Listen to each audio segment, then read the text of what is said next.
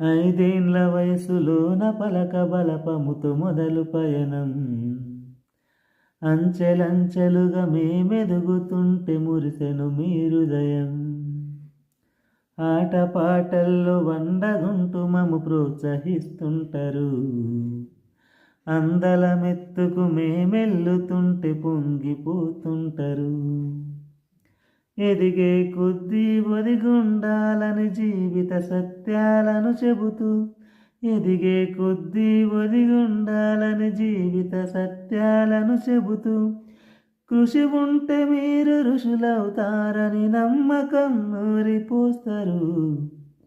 తరగతి గదిలో తలరాతలు మార్చేటి గురువులారా, విశ్వానికి విజ్ఞానమందించే ఆది గురువులారా.